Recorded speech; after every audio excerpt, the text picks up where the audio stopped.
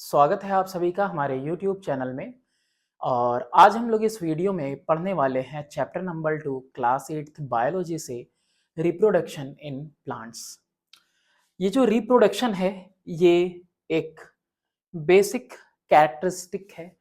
ये एक मेथड है जैसे कि लिविंग ऑर्गेनिज्म अपने ही जैसा इंडिविजुअल प्रोड्यूस करते हैं ताकि वो स्पेसीज कि जो लाइफ है वो कंटिन्यू रहे, क्योंकि जितने भी लिविंग ऑर्गेनिज्म है एक इस लाइफ स्पैन है सबके पास। तो स्पेसीज कंटिन्यू कैसे रहता है? क्योंकि वो अपने जैसा रिप्रोड्यूस करता है। तो रिप्रोडक्शन के लिए यहाँ पर डेफिनेशन है कि it is reproduction is producing, पैदा करना, new organism of their own kind, अपनी ही तरीके का। और ये सबसे इंपॉर्टेंट कैरेक्टरिस्टिक यानी कि खासियत है सारे लिविंग बींग्स की, एनिमल्स के भी, प्लांट्स के भी, जितने भी लिविंग ऑर्गेनिज्म है। ये मल्टीप्लाई कर देता है number of individual of a population. कोई पॉपुलेशन, जैसे अपनी ही पॉपुलेशन बढ़ रही है और इतनी ज्यादा बढ़ गई है कि अब हम पूरे वर्ल्ड में नंबर 1 है, ताकि इंश्योर करे कंटिन्यूटी ऑफ लाइफ, है ना, कि मनुष्य बाकी रहेगा। कैसे बाकी रहेगा? तो अपने जैसा इंडिविजुअल प्रोड्यूस करके। ऐसे ही पेड़ पौधे बाकी हैं, जानवर, जीव जंतु सब। तो यहाँ पे जो रिप्रोडक्शन का मोड है, किस तरह से रिप्रोडक्शन होता है, तो कई तरीके से होता है। मेनली दो ब्रॉडर कैटेगरीज में डिवाइड किया गया है, एसेक्सुअल और सेक्सुअल। एसेक्सुअल का मतलब होता है एक सिंगल पेरेंट का होना, मेल फीमेल नहीं इन्वॉल्व है, सिर्फ एक सिंगल पेरेंट होता है, वही डॉटर सेल में डिवाइड होगा और न्यू इंडिविजुअल प्रोड्यूस होंगे। सेक्सुअल रिप्रोडक्शन में होता क्या है? सेक्सुअल रिप्रोडक्शन में मेल फीमेल इन्वॉल्व होते हैं। मेल का जो स्पर्म है वो ओवम में फर्टिलाइज होता है, जाइगोट का फॉर्मेशन होता है एंड देन प्रोडक्शन होता है। तो यहाँ पे कहीं ना कहीं फर्टिलाइजेशन होता है, जाइगोट का फॉर्मेशन है, बल्कि यहाँ पे नहीं है। एसेक्सुअल में fission, budding, spore formation, regeneration, fragmentation, vegetative propagation. तो हम लोग वेजिटेटिव प्रोपगेशन के अंडर में बाकी सारा पढ़ेंगे, और फिजन में भी बाइनरी फिजन, मल्टीपल फिजन देखेंगे। मतलब जितने भी हैं हम धीरे धीरे इसको देखते हैं। यूनिसेक्सुअल ऑर्गेनिज्म भी होते हैं, बाइसेक्सुअल, तो लेकिन ये सब किसके लिए है? ये लिविंग ऑर्गेनिज्म के लिए है। और लिविंग ऑर्गेनिज्म में एनिमल्स की बात कर रहा है, तो मेनली हम लोग इसमें क्या पढ़ने वाले हैं? प्लांट्स के बारे में पढ़ने वाले हैं। तो प्लांट्स में भी सेक्सुअल रिप्रोडक्शन होता है, वो हम आगे देखेंगे। दोनों के बीच का थोड़ा सा फर्क देख लेते हैं। तो देखो यहाँ पे मैंने बताया कि फ्यूजन मेल और फीमेल गैमेट का होता है, जैसे कि मैंने बताया स्पर्म और ओवा। और वही एसेक्सुअल रिप्रोडक्शन में ऐसा कोई फ्यूजन नहीं होता है, मेल और फीमेल गैमेट जो है इन्वॉल्व नहीं होते हैं। अच्छा, इसमें दो इंडिविजुअल चाहिए रहते हैं। दो इंडिविजुअल कौन कौन से? एक मेल चाहिए रहता है, एक फीमेल चाहिए रहता है। और यहाँ पे सिर्फ एक इंडिविजुअल रहेगा, वही पेरेंट की तरह काम करेगा, जिससे कि बाद में क्या होंगे? डॉटर सेल्स बनेंगे, और वो डॉटर सेल्स फिर जो है कि ग्रो करके एक इंडिविजुअल बनेंगे। तो यहाँ पे जो इंडिविजुअल है प्रोड्यूस्ड आर नॉट आइडेंटिकल।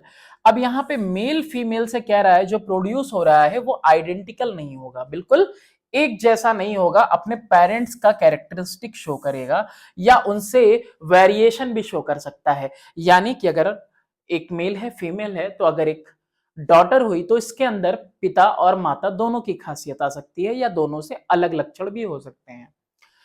यहां पे जो इंडिविजुअल प्रोड्यूस हो रहा है ना, एसेक्सुअल वाले में पेरेंट से सिर्फ एक पेरेंट इन्वॉल्व है।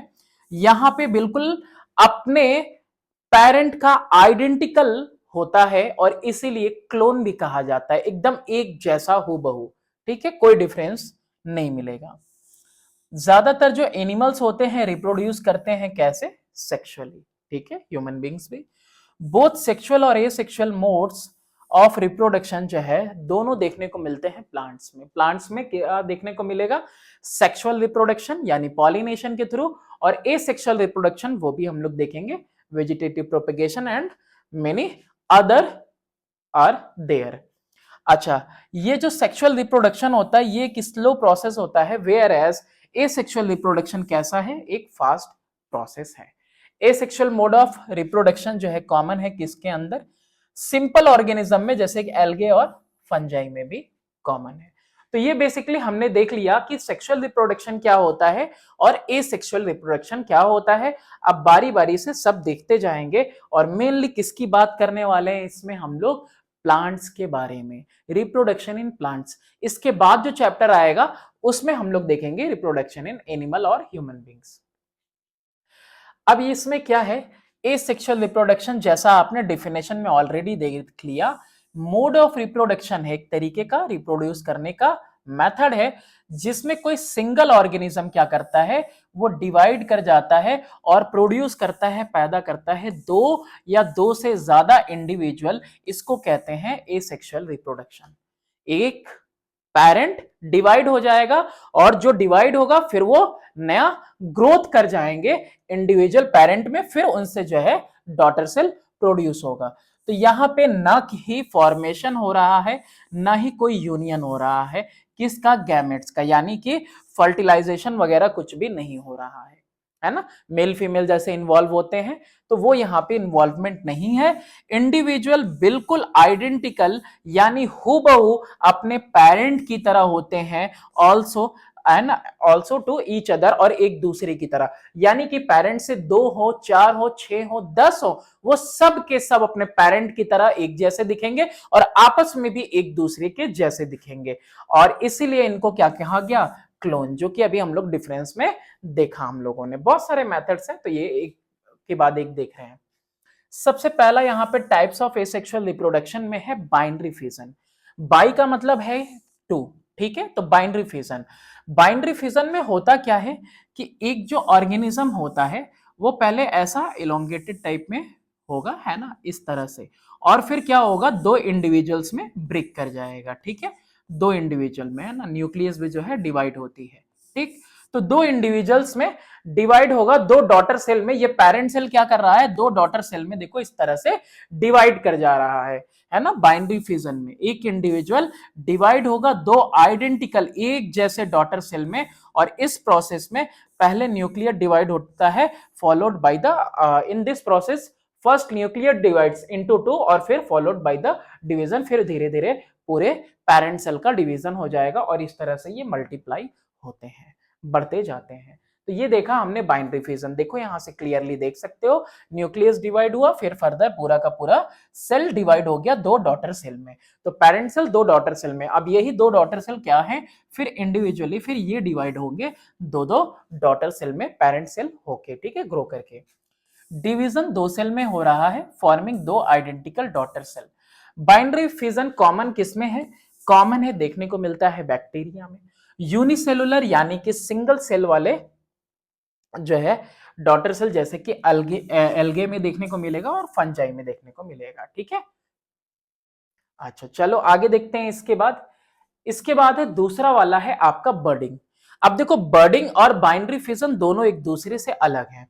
वहां पे क्या हुआ था कि न्यूक्लियस डिवाइड होके बिल्कुल अलग हो गया था, एक पेरेंट सेल डिवाइड हो गया था दो में, जबकि बर्डिंग में क्या हो रहा है, डॉटर सेल एराइज होता है पेरेंट ऑर्गेनिज्म से एज अ स्मॉल बर्ड, जैसे देख रहे हो यहाँ पे ऐसे बर्ड, देखो ये यहाँ पे ग्रो कर रहा है, ग्रो करने के बाद ये थोड़ा सा दूर होगा फिर ये डिटैच हो जाता है, ठीक है। तो यहाँ पे जो है बर्ड की तरह ग्रो कर रहा है, यहाँ पे डायरेक्टली इसकी तरह नहीं हो रहा है कि दो में टूट जा रहा है, यहाँ पे क्या हो रहा है, पहले एक बर्ड के लाइक ये फॉर्म हो रहा है, ठीक है।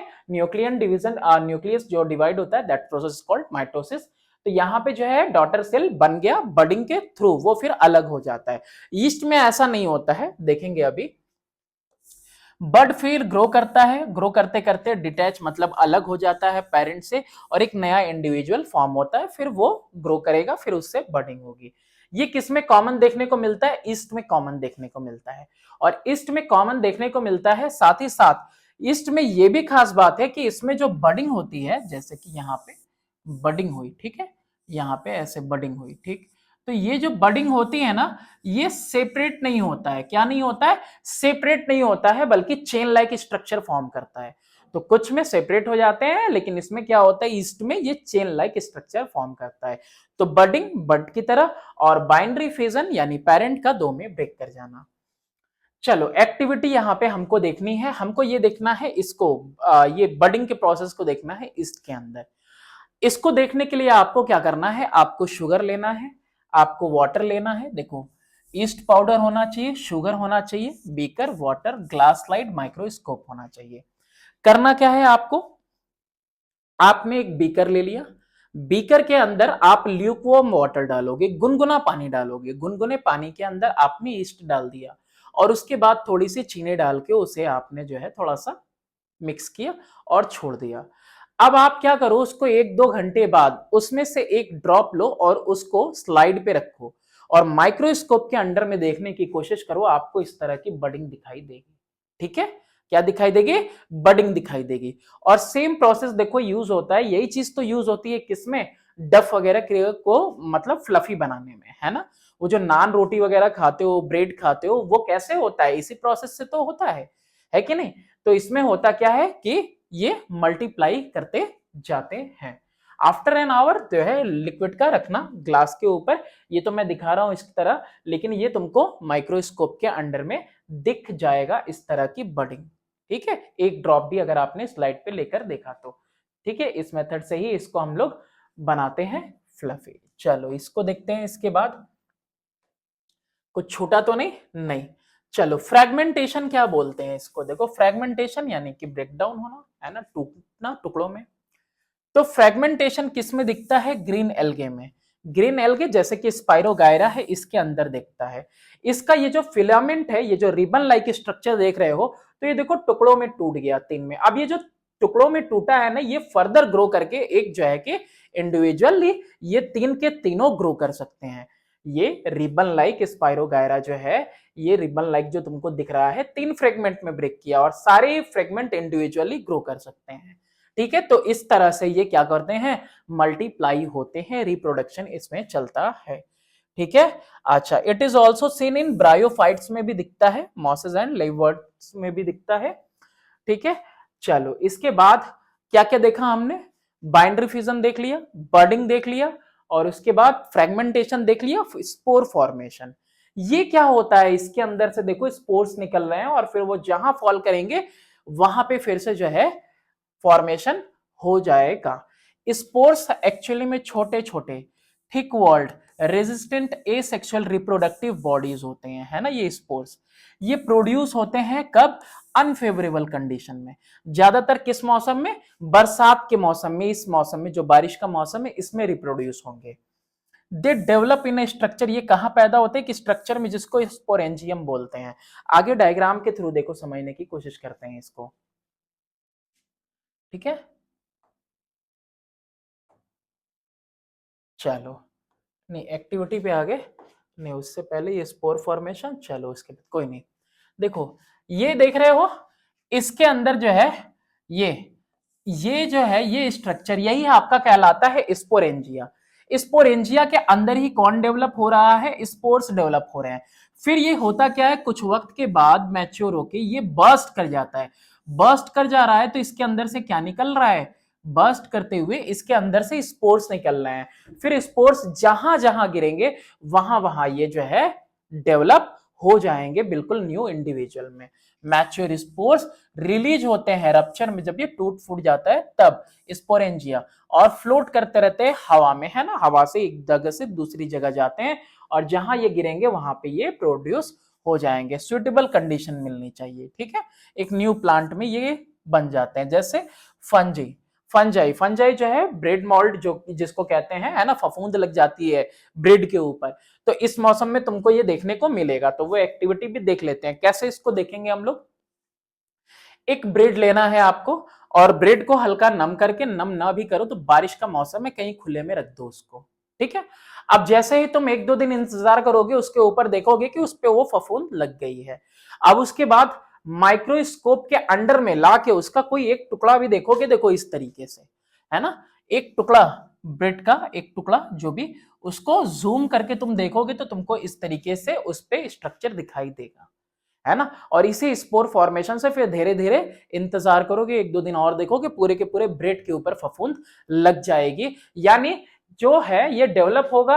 और क्या डेवलप होगा, स्पोरेंजिया के अंदर स्पोर डेवलप होंगे। जैसे ही ये स्पोरेंजिया रप्चर करेगा, फूटेगा, इसके अंदर से छोटे छोटे छोटे छोटे स्पोर्स निकलेंगे और जहां जहां फेवरेबल कंडीशन पाएंगे वहां वहां ये न्यू प्लांट में ग्रो कर जाएंगे। ठीक है, चलो इसके बाद देखते हैं हम लोग वेजिटेटिव प्रोपेगेशन। अब क्या देखने वाले हैं? वेजिटेटिव प्रोपेगेशन, जो कि सिर्फ और सिर्फ प्लांट में होना है। वेजिटेटिव प्रोपेगेशन यानी कि वेजिटेटिव पार्ट से प्लांट के रिप्रोड्यूस करना एक नया प्लांट। और ये वेजिटेटिव वर्ड किसके लिए यूज हुआ है? रूट्स के लिए, स्टेम्स के लिए, लीव्स के लिए और बड्स के लिए। ये प्लांट के अंदर कौन सा पार्ट होता है? वेजिटेटिव पार्ट, इन्हीं को कहते हैं। इस मेथड में नया पेड़ हम उगाते हैं कैसे? वेजिटेटिव पार्ट से, यानी रूट, स्टेम और लीव्स और बड्स की मदद से। और जो प्लांट हमको मिलता है वेजिटेटिव प्रोपेगेशन से, वो भी अपने पेरेंट का एग्जैक्ट कॉपी होता है। एसेक्सुअल है इसीलिए क्लोन मिलेगा, सेक्सुअल होता तो मां बाप दोनों की खासियत आती और दोनों से अलग भी हो सकता था। लेकिन ये वेजिटेटिव प्रोपेगेशन भी कैसा है? ये वेजिटेटिव प्रोपेगेशन भी ऐसा है कि इंडिविजुअल प्रोड्यूस हो रहा है कैसे? फ्रॉम अ सिंगल पेरेंट, और सिंगल पेरेंट से प्रोड्यूस हो रहा है, इसीलिए एग्जैक्ट कॉपी आपको मिलने वाली है। देख रहे हो अलग अलग यहाँ पे मेथड्स दिखाई दे रहे होंगे, अलग अलग आपको पार्ट्स दिखाई दे रहे हैं वेजिटेटिव पार्ट्स, और ये ग्रो करेंगे न्यू इंडिविजुअल में। हर एक को बारी बारी से हम यहाँ पढ़ने वाले हैं। बनाना हो गया, गार्लिक है, मिंट है ना, पुदीना, ग्रेप्स, रोज, पोटैटो, शुगर केन और बहुत सारे दूसरे जो पौधे वगैरह होते हैं वो किससे उगाए जाते हैं? वेजिटेटिव प्रोपेगेशन से, है ना। देखो आलू के अंदर क्या होता है? आइज होती हैं, आइज से जो है बर्ड्स का फॉर्मेशन होता है और वहीं से जो है नया प्लांट प्रोड्यूस होता है। जितनी जगह पे आइज हैं तो तुम आलू को उतने पीसेस में कट कर सकते हो। एक्टिविटी भी करेंगे इसके साथ हम। चलो आ गया नेचुरल मेथड। देखो यहाँ पे एक्टिविटी भी देखते रहना। वेजिटेटिव प्रोपगेशन बहुत कॉमन होता है ना, नेचर में, वेरी कॉमन इन नेचर। और ये ऑकर होता है फेवरेबल कंडीशन में, और सबसे ज्यादा कब? रेनी सीजन में, है ना। और कितने तरीके से होता है अभी देखो, इसी को आलू को पहले देख लो, है ना। जहां जहां बर्ड्स थी कुछ दिन तक इसको जो है भीगे हुए कॉटन पे छोड़ दिया तो कैसे इसके अंदर से शूट्स निकल आया, डेवलप हो गए। तो यहाँ पे अलग अलग कंडीशन की बात बोल रहा है, मेनली बरसात के मौसम में होते हैं, है ना। नेचुरल मेथड है वेजिटेटिव प्रोपगेशन का। तो नेचुरल मेथड में सबसे पहला मेथड है बाय मॉडिफाइड रूट्स। नेचुरल क्यों कह रहे हैं? नेचुरल इसलिए कह रहे हैं क्योंकि कुछ ऐसे मेथड भी हम देखेंगे जो आर्टिफिशियल होते हैं, ठीक है। तो पहला है मॉडिफाइड रूट से। किसकी बात कर रहा है? रूट की। देखो ट्यूबरस रूट्स जो डहलिया का होता है, स्वीट पोटैटो जिसको कि क्या कहते हैं, शकंदर, शकरकंद, पता नहीं क्या कहते हैं, स्वीट पोटैटो, एस्पेगेरस है। ये सब क्या होता है? इनके जो रूट्स होते हैं ना, ये ऐसे सोलन हो जाते हैं, सोलने से फूल गए, है ना। इनके अंदर क्या है? स्टोर्ड फूड है ना। और ये अंदर ही रहते हैं जमीन के। और जब अगला मौसम आता है ना, तो इसी रूट्स में से क्या होंगे? इसी से नए प्लांट ग्रो करेंगे। तो मॉडिफाइड रूट से इस तरीके से नेचुरली वेजिटेटिव प्रोपगेशन होता है। रूट्स सॉलन हो जाते हैं, स्टोर्ड फूड होता है, फिर अगले मौसम में इन्हीं से फेवरेबल कंडीशन के अंदर एक नया प्लांट प्रोड्यूस होगा। किसकी बात हो रही है? रूट की बात हो रही है। यहाँ पे मॉडिफाइड रूट है। बाय मॉडिफाइड स्टेम, ये जो अंडरग्राउंड और सब एरियल स्टेम्स होते हैं ना, यही मॉडिफाई हो जाते हैं। क्या हो जाते हैं? मॉडिफाई हो जाते हैं, बदल जाते हैं। स्पेशली किसके लिए? वेजिटेटिव प्रोपगेशन के लिए। किस तरह से बदलते हैं? तो पोटैटो में अलग तरीके से होता है, ओनियन में भी अलग, ग्रासेस में अलग, मिंट में भी। तो ये सारी चीजें हम लोग देखेंगे बारी बारी से। अच्छा, propagation by underground stem. Underground stem कौन है? आपका पोटैटो है। तो उसमें कैसे वेजिटेटिव प्रोपगेशन होगा? पोटैटो अंडरग्राउंड स्टेम ट्यूबर है, स्टेम ट्यूबर की बात कर रहा है ना। डहलिया और वो रूट ट्यूबर। ये सोलन हो जाता है, मोटा हो जाता है, फूड इसके अंदर स्टोर रहता है। इसमें आपको बर्ड्स दिखाई देंगे, है ना। इसमें डिप्रेशंस रहते हैं आलू के ऊपर, है ना, ऐसे डिप्रेशंस रहते हैं। तो ये जो डिप्रेशंस रहते हैं यहीं से बर्ड्स निकलता है। ये जो आईज हैं ये नोड्स होती हैं और बर्ड्स इन्हीं आईज में से निकलते हैं, है ना। And the birds in the eyes are axillary birds. Axillary birds होते हैं और यही बर्ड्स क्या करते हैं? नए एरियल शूट्स को जन्म देते हैं। जैसा कि यहाँ देख पा रहे हो, जहां जहां आइज दिख रहा है ना, वहां वहां जो है वहां से बर्ड्स क्या करेंगे? नए शूट को डेवलप करेंगे। पानी डाल के यहाँ कॉटन पे थोड़ी देर तक के लिए रख दिया और फिर कुछ दिनों बाद आप देखोगे after some day what you will observe, you will observe कि इसमें से नया एरियल शूट निकल गया है और ये सब इंडिविजुअली अब ग्रो किए जा सकते हैं। तो ये एक्टिविटी थी, ऑलरेडी मैंने तुम्हें बता ही दिया। पोटैटो को जहां जहां आइज है वहां वहां से कट करो और वैसे ही कॉटन में डुबा के या फिर मॉइस्ट सॉइल ले लो, तुम वो मत करो, मॉइस्ट सॉइल ले लो, नम मिट्टी ले लो और उसके अंदर आप उन पीसेस को डाल दो तो आपको 1 हफ्ते के अंदर ग्रोथ दिखने को मिल जाएगी। बल्ब क्या होता है, देखो बल्ब क्या होता है, ये छोटा सा डिस्क की तरह शेप का अंडरग्राउंड ये भी स्टेम होता है और ये बल्ब किस में मिलेगा आपको, ओनियन में मिलेगा। जैसे ओनियन में होता है, इसमें फ्लैशी स्केल लीव्स होते हैं, देखा होगा ना, बहुत सारे जो है छिलके ही आपको एक तरह से देखने को मिलते हैं, फ्लैशी होते हैं बिल्कुल। तो इसमें भी क्या रहता है, फूड स्टोर्ड रहता है, ठीक है। और इसमें भी टर्मिनल और एक्सिलरी बर्ड होता है। एक्सिलरी बर्ड जो होता है ग्रो करता है एकदम बिल्कुल न्यू ग्रीन एरियल शूट में, जो कि नए प्लांट में डेवलप हो जाता है। अब यहाँ पे देखो एडवेंशियस रूट दिया हुआ है। अब ये जो बल्ब है ना, ये तो बल्ब स्केल है पूरा का पूरा, ये यहाँ पे देखोगे ये एक ही दिया हुआ है लेकिन एक्चुअली में कई होते हैं और जितने होते हैं ना वो सब जो है एक नए प्लांट में ग्रो करते हैं, ठीक है। उनको आप अलग कर सकते हो, देखो यहाँ पे है ना, एक है, दो है ना, दो दो है यहाँ पे एक्सिलरी बर्ड। तो यही दो एक्सिलरी बर्ड, दो से ज्यादा होता है, 3 4, किसी में 2 भी हो सकता है। तो वो जो है ग्रो करते हैं जब आप इनको लगा देते हो, है ना। चलो, तो यहाँ पे एक्टिविटी में to observe vegetative propagation in onion. Onion में अगर वेजिटेटिव प्रोपगेशन देखना है, करना क्या है ओनियन में, ओनियन को बस डायरेक्टली जो है आपको इसको मॉइस्ट सॉइल में लगा देना है। लगाने के बाद 10-12 दिन इंतजार करो, देखो तुम कैसे वो एक नए प्लांट में, न्यू प्लांट में, इंडिविजुअल में, और इंडिविजुअल में भी कैसे, जितने यहाँ पे ये ऑक्सिलरी बर्ड्स रहेंगे उतने में वो जो है डिवाइड होके एक न्यू प्लांट्स फॉर्म कर लेगा। जितने बर्ड्स होंगे उतने ही आपको इंडिविजुअल प्लांट्स इसमें एक साथ दिखाई देंगे। देखो इस तरीके से, ये देखो ये रहा। चलो, इसको तुमने यहाँ पे सॉइल के सरफेस के अंदर लगा दिया अच्छे से। अब ये देखो कितने थे, 1 2 3 है, 3 है, तो यहाँ पे 3 के तीनों इंडिविजुअली आपको ग्रो करते हुए दिख जाएंगे। ओके, चलो आगे देखते हैं हम लोग। राइजोम, राइजोम क्या होता है, ये भी ब्रांच्ड अंडरग्राउंड स्टेम है। अंडरग्राउंड स्टेम में कौन कौन सा देखा हमने, पोटैटो देखा अंडरग्राउंड स्टेम, ओनियन देखा अंडरग्राउंड स्टेम, और राइजोम, राइजोम यानी कि जिंजर की बात हो रही है। दैट स्वेल्स, ये भी फूल जाता है क्योंकि इसके अंदर क्या है, स्टोरेज है फूड का, यानी किसकी बात कर रहा है, जिंजर की बात कर रहा है यहाँ पे।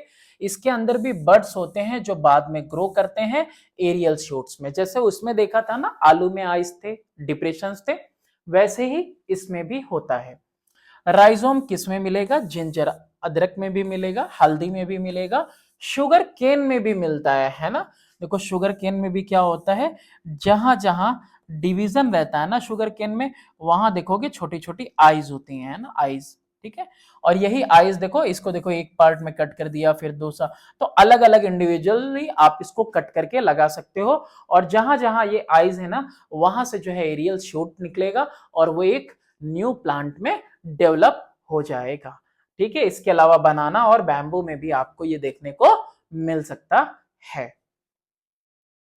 चलो, इसके अलावा क्या होता है, कॉम। ये कॉम क्या होता है, देखो कॉम ये भी जो है सोलन रहता है, फ्लैटेंड चिपटा हुआ और राउंडेड बल्ब रहता है, इसमें भी खाना स्टोर्ड रहता है। ये सब जो है ना स्पेशली मतलब प्लांट में देखने को मिलेगा। तो इस तरीके से देखो ये कॉम है और ये किसका है, ग्लेडियस में, ग्लेडियस में इस तरीके से कॉम देखने को मिलेंगे। ये जो कॉम है, ये जो जितना दिख रहा है, ये सब इंडिविजुअली क्या करेंगे, अलग अलग एक एक न्यू इंडिविजुअल प्लांट में डेवलप हो सकते हैं। ईच कॉम, ये जो कॉम लगे हुए हैं, ग्रो करेंगे एक नए प्लांट के अंदर। और ये किसमें देखने को मिलता है, ग्लैडियस में देखने को मिलता है। ये सब कैसा मेथड है, नेचुरल वेजिटेटिव प्रोपगेशन का मेथड है ना। अब propagation by sub aerial stem. अभी तक अंडरग्राउंड स्टेम देख रहे थे हम लोग, क्या देख रहे थे, अंडरग्राउंड स्टेम। अब कौन सा देख रहे हैं, सब एरियल, जस्ट ऊपर वाला जो स्टेम है। इसमें क्या करते हैं हम लोग कि जैसे इसमें पेरेंट प्लांट है, जैसे इसमें मैंने बताया मिंट ले लो, ग्रास ले लो, ठीक है। तो यहां पे क्या करना होगा, यहां पे उसको, ये जो सर्ब एरियल वाला है, अलोंग द सॉइल जो ग्रो करता रहता है, रूट और शूट उसमें डेवलप हो जाते हैं। तो तो ये मिंट वाले लीव्स में तुमको ज्यादा देखने को मिलेगा, जहां उसकी टहनी थोड़ी बड़ी होती है। अब बड़ी होने के साथ जैसे ही टच करेगी ग्राउंड को, तो ग्राउंड को जहां पे टच करती है ना, तो नोड्स के पास शूट्स डेवलप हो जाते हैं। अब इसको कट करके न्यू इंडिविजुअल में तुम क्या कर सकते हो, डेवलप कर सकते हो। ये ऑटोमेटिकली ये बढ़ता भी इसी तरीके से है, नया इंडिविजुअल यहाँ पे ग्रो हो जाएगा, फिर ये बढ़ेगा, फिर इसके आसपास जो है जहां जहां उसके जो एरियल सब एरियल स्टेम्स जाएंगे, वो बिल्कुल शूट्स डेवलप करेगा, रूट्स सॉरी ये जो ब्रांचेस हैं जैसे ही मिट्टी पाएंगी तो वहां पे शूट्स डेवलप होंगे और वो फिर ग्रो कर जाएगा न्यू इंडिविजुअल प्लांट में। चलो, ग्रासेस में भी तुमको यही चीज देखने को मिलती है। ग्रासेस में भी देखा होगा, कभी भी ग्रासेस तुमको दिख रही होंगी तो ऐसे ही तुम ग्रासेस को, है ना, ऐसे तुमने ऐसे उखाड़ने की कोशिश की तो वो सारे के सारे जो है ना, यहाँ पे भी ग्रोथ रहता है या इधर भी रहता है, इधर भी रहता है। वो जैसे जैसे बढ़ते जाएंगे फिर वो जीत से टच करेंगे, फिर वहां पे भी इनकी ग्रोथ हो जाएगी। तो इनको पढ़ने के लिए क्या करना है आपको, इसको स्टडी करने के लिए आपको ग्रास ले लेना है लॉन से, है ना।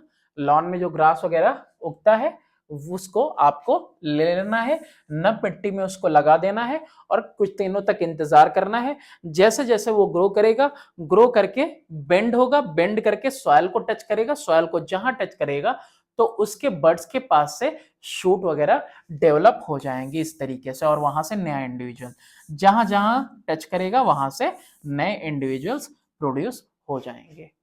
ठीक है, चलो इसके आगे देखते हैं। 10-12 दिन के लिए छोड़ना था इसको, वही चीज थी ये एक्टिविटीज वगैरह। एडवेंचियस बर्ड्स क्या होते हैं लीव्स पे, ये ना अजूबा का पौधा इसको बोलते हैं, तो ये आपको नर्सरी वगैरह में देखने को मिल जाएगा। ब्रायोफाइलम, इसमें क्या होता है ना, ये जो फ्लैशी लीव्स होते हैं ना ब्रायोफाइलम के, इसके साइड साइड में, ये इमेज थोड़ा अच्छी क्वालिटी का नहीं है, वरना यहाँ पे देखो कि इसके ऊपर जो है छोटे छोटे ये आपको प्लांट दिखाई दे रहे हैं, जो इसके कॉर्नर पे जो है उग गए हैं, है ना, इसके ऊपर। ये एडवेंचियस बर्ड्स हैं, ठीक है। तो ये या तो अपने आप डिटैच हो जाए लीफ से, या फिर आप इन्हें कट करके लीफ से लगा दो मिट्टी में, ये फिर इंडिविजुअली नए प्लांट में ग्रो कर जाएंगे, है ना। जैसे ही इस तरह का कोई पत्ता वगैरह फॉल करेगा तो हर एक बर्ड इंडिपेंडेंट, बिल्कुल इंडिपेंडेंट प्लांट में ग्रो कर जाएगा। तो ये भी आपका कैसा मेथड है, नेचुरल मेथड ही तो सारे पढ़ रहे हैं हम लोग। अब आ गए हम लोग किसके ऊपर, आर्टिफिशियल वेजिटेटिव प्रोपगेशन के ऊपर। तो अभी हम लोगों ने जो कुछ पढ़ा वो कैसा था, वेजिटेटिव प्रोपगेशन था, वेजिटेटिव पार्ट से, लेकिन वो सब नेचुरली था। अब जो है artificially, artificial vegetative propagation is carried out by stem cutting से करते हैं, लेयरिंग से करते हैं, ग्राफ्टिंग से करते हैं, एंड टिश्यू कल्चर। ये सब इंपॉर्टेंट है पढ़ना, ठीक है। सारे मेथड्स हम लोग देखेंगे यहाँ पे क्या हो रहा है, ग्राफ्टिंग हो रही है, यहाँ पे क्या हो रहा है, स्टेम कट किया जा रहा है, फिर वहां पे क्या हो रहा है, लेयरिंग की जा रही है, और यहाँ पे क्या हो रहा है, टिश्यू कल्चर एक पार्ट लिया जा रहा है और उससे प्रोड्यूस किए जा रहे हैं बहुत सारे इंडिविजुअल प्लांट्स। तो अभी धीरे धीरे एक एक देखते हैं। स्टेम कटिंग में क्या करेंगे, एक हेल्दी यंग ब्रांच एक प्लांट का कट करेंगे, और जिसमें कि लीफ बर्ड्स होना चाहिए, है ना, और उसको नम मिट्टी में लगा देंगे। जैसे आपने देखा होगा पहले गुलाब के पेड़ अभी भी लोग एक जगह से दूसरी जगह कैसे लेके जाते हैं, किसी के घर में होता है तो पहले मांग लिया जाता था ना, वो एक स्टेम कट करके दे देता था, वो स्टेम आप घर लेके आइए और उसे मिट्टी में, मॉइस्ट मिट्टी में लगा दीजिए और वो ग्रो कर जाएगा न्यू इंडिविजुअल्स में, ठीक है। तो ये जो कटिंग होती है ना, ये पूरा डेवलप होता है, इसके अंदर रूट डेवलप हो जाते हैं और फिर वो न्यू प्लांट में, एक इंडिविजुअल इंडिपेंडेंट प्लांट में ग्रो कर जाएगा, ठीक है। तो ये इसके अलावा चमेली में देखने को मिलेगा, बोगनविलिया में देखने को मिलेगा, रोज में भी देखने को मिलेगा, और शुगर केन में तो हमने बताया ही है ना कि उसमें भी आईज होते हैं। एक कट कर लिया एक पीस और फिर उसको लाके तुम स्टेम को लगा दोगे तो फिर वो भी बिल्कुल न्यू इंडिविजुअल में ग्रो कर जाएगा। लेयरिंग क्या होती है, देखो लेयरिंग में ना, layering is something very different from that mint one. उसमें क्या होता था ना, उसमें मतलब ऐसे ही जैसे ही सॉइल छूता था तो वो ग्रो कर जाता था, वहां से शूट्स वगैरह ग्रो कर जाते थे, न्यू इंडिविजुअल ग्रो कर जाता था। यहाँ पे क्या करते हैं ना, ये पेरेंट प्लांट जो होता है उसको, उसकी जो डाल होती है ना, उसको बेंड किया जाता है, लेयरिंग की जाती है। वहां तो ऐसे ही थोड़ा सा ग्रो किया, अपने आप झुक जाता है, फिर वहीं से ग्रो कर जाता है टच करते ही। यहाँ इसको किया जाता है ना। कोई प्लांट है, अगर उसकी डाली जो सबसे नीचे वाली है उसको क्या करेंगे, नीचे की तरफ झुका देंगे और मिट्टी के साथ उसको लगा देंगे और उसको फिर अच्छे से ढक देंगे मॉइस्ट मिट्टी वगैरह से। अब ये जो कवर्ड कर देंगे, कवर पार्ट करेंगे, तो ब्रांच को फिर जो है वहां पे देखेंगे कि उसके अंदर धीरे धीरे क्या हो गया, शूट वगैरह डेवलप होने शुरू हो जाएंगे। अब जैसे ही शूट वगैरह डेवलप हो जाएंगे, कट करके ये तुम्हारा एक नया इंडिविजुअल प्लांट फॉर्म हो गया। तो ये चीज किस में देखते हैं को मिलता है, जैस्मिन में, मिंट में और वाइन में भी देखने को मिलता है। तो मिंट में अपने से भी ये चीज हो जाती है और मिंट में लेयरिंग भी हो सकती है। ठीक है, कंफ्यूज नहीं होना, ये चीज दोनों के लिए है। अपने से भी वो टच कर लेता है सॉइल को, मिट्टी को, तो भी हो जाती है, और इस मेथड को आप कर रहे हो तो दैट इज कॉल्ड लेयरिंग। तो ये नेचुरल मेथड है प्रोपेगेशन के। इसके अलावा होता है ग्राफ्टिंग। ये क्या होता है, अरे ये कैसे, एक ही साथ पेन और रबर काम कर रहा है दोनों। चलो, ग्राफ्टिंग क्या होती है, ग्राफ्टिंग में ये एक ऐसा मेथड होता है कि कट करते हैं एक स्टेम, ठीक है, buds of cutting with buds of one plant called the scion, और उसको लगा दिया जाता है cut stem of another plant called the stock, the stem of the rooted plant. देखो इसमें करेंगे क्या बता रहा हूं मैं अभी। जैसे यहां पे, अच्छा ऐड नहीं हो सकता ना, ठीक है। चलो, जैसे कि यहाँ पे एक इंडिविजुअल प्लांट था, ठीक है, ठीक, ये इंडिविजुअल प्लांट था, इसको मैंने यहां से कट कर दिया, ठीक है। और फिर यहीं पे एक दूसरा इंडिविजुअल प्लांट है जिसमें अच्छे से शूट्स वगैरह डेवलप है, ओके। और ये भी था, इसको भी मैंने यहां से कट कर दिया। इसका वाला पार्ट रिमूव कर दिया जाएगा, क्या कर दिया जाएगा, रिमूव कर दिया जाएगा, और ये वाला पार्ट इसके ऊपर लगा दिया जाएगा।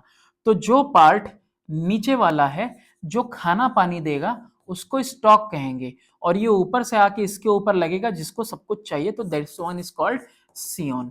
अब क्या करेंगे, ये दोनों आपस में एक दूसरे के साथ ज्वाइन कर जाएंगे। क्या कर जाएंगे, दोनों एक दूसरे के साथ ज्वाइन कर जाएंगे। फिर इनको जो है कि ऐसे अच्छे से कॉटन के साथ हम लोग क्या करेंगे, लपेट देंगे, बांध देंगे, है ना, ताकि वो डिस्टर्ब ना हो और टिश्यूज आपस में क्या कर जाए, ज्वाइन कर जाए, फ्यूज कर जाए, और जिसकी वजह से अब इसको ये जो स्टॉक है सारा कुछ न्यूट्रिएंट वगैरह इस वाले पार्ट को देगा। अब जो इंडिविजुअल प्रोड्यूस होगा ना, अब जो इंडिविजुअल प्रोड्यूस हो रहा है उसमें इसकी भी क्वालिटी होगी और इसकी भी क्वालिटी होगी, दोनों की क्वालिटी होगी। तो ग्राफ्टिंग ये मेथड है, ठीक है, पढ़ लो। जो सियोन और स्टॉक होते हैं उनको मजबूती से एक दूसरे के साथ बांध दिया जाता है। स्टॉक के पास एक्सटेंसिव रूट सिस्टम होना चाहिए अंडर द सॉइल, ये पूरा अच्छे से लगा हुआ हो, है ना, जमीन में मिट्टी से। कुछ दिन बाद होता क्या है, जो टिश्यू स्टॉक और सियोन के होते हैं वो एक दूसरे के साथ जुड़ जाएंगे, और इसको सियोन को वाटर एंड मिनरल किससे मिलने लगेगा, स्टॉक से मिलने लगेगा। इसेंशियल सारे के सारे न्यूट्रिएंट्स वगैरह कौन प्रोवाइड करेगा, सियोन को स्टॉक प्रोवाइड करेगा।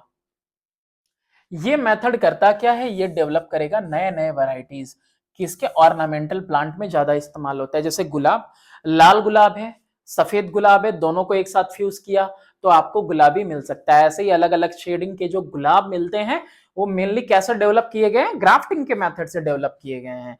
इसके अलावा रोज के अलावा गवावा है, मैंगो की क्वालिटी, लेमन की, ऑरेंज की, ये सब चीजें डिजायरेबल कैरेक्टर कैसे पाई जाती हैं, ग्राफ्टिंग के मेथड से। देखो ग्राफ्टिंग कैसे इंपॉर्टेंट है। मान लो मैंगो की एक वैरायटी ए है, एक वैरायटी बी है। एक वैरायटी ए ऐसी है जिसमें फ्रूट अच्छे नहीं लगते, लेकिन ये कैसा है, डिजीज रेजिस्टेंट। कैसा है, डिजीज रेजिस्टेंट, यानी ये पेड़ जल्दी खराब नहीं होता, इसमें कोई बीमारी वगैरह नहीं लगती, इसमें बौर वगैरह अच्छे से आते हैं, है ना, फलता फूलता फूलता है अच्छे से, बस फलता नहीं है अच्छे से, है ना, इसमें फ्रूट्स अच्छे नहीं लगते, डिसीज रेजिस्टेंट है। वहीं दूसरा वाला है, इसमें कम फल लग रहे हैं, है ना, लेकिन बीमारी जल्दी लग जाती है, जिसकी वजह से इसमें जो भी फ्लावर्स वगैरह है वो शेड हो जाते हैं, बीमारी वगैरह लग जाती है, फल वगैरह इसके खराब हो जाते हैं। लेकिन जितने बचे होते हैं वो काफी अच्छी क्वालिटी के और बड़े साइज के होते हैं। क्या करेगा, और ए और बी में क्या कर देगा, ग्राफ्टिंग करा देगा। तो अब ए और बी को ग्राफ्टिंग जब कराएगा, एक नया इंडिविजुअल मैंगो जब निकलेगा, तो उसके अंदर डिजीज रेजिस्टेंट की भी प्रॉपर्टी होगी और अच्छे फ्रूट्स भी लेने की प्रॉपर्टी होगी। जैसे अभी सुना होगा ना, वो जामुन और आम के साथ उन्होंने ग्राफ्टिंग करके एक नया डेवलप किया है ना, मैंगो, जो कि काफी ज्यादा महंगा बिकता है। चलो इसमें देखते हैं, ये आर्टिफिशियल था, सब क्या था, आर्टिफिशियल। तो आर्टिफिशियल में आप देखेंगे माइक्रो प्रोपगेशन। इसमें क्या किया जाता है, इसमें एक ऐसा प्लांट लिया जाता है, तो डिजायर्ड वैरायटी ऑफ मतलब ये ऐसा प्लांट भी होना चाहिए, डिजायर्ड नहीं कहेंगे उसको, ऐसा प्लांट भी होना चाहिए जो ऐसा ग्रोथ दे सके। तो टिश्यू कल्चर बहुत इंपॉर्टेंट होता है, हॉर्टिकल्चर और एग्रीकल्चर में इसका बहुत मेन रोल प्ले होता है, क्योंकि ऐसे में ना होता क्या है कि एक छोटे से हिस्से से, प्लांट के छोटे से हिस्से से क्या करते हैं हम लोग, बहुत सारे इंडिविजुअल न्यू प्लांट ग्रो कर सकते हैं कम टाइम में, और जो भी ग्रो हो रहा है उसको कम टाइम लगता है डेवलप होने में भी, शुरुआत में भी ज्यादा ध्यान देने की भी उनको जरूरत नहीं पड़ती है, और उनमें फल और फूल जल्दी आते हैं। माइक्रो प्रोपगेशन ये एक ऐसा तरीका है जिसमें नए पौधे उगाए जाते हैं सेल कल्चर से, या जिसको टिश्यू कल्चर कहते हैं, है ना, callus technique, tissue culture callus technique. इस तकनीक में होता क्या है, छोटा सा पीस लिया जाता है टिश्यू का, यानी प्लांट है, प्लांट का छोटा सा टुकड़ा ले लिया, है ना, जिसको एक्सप्लेंट बोलते हैं।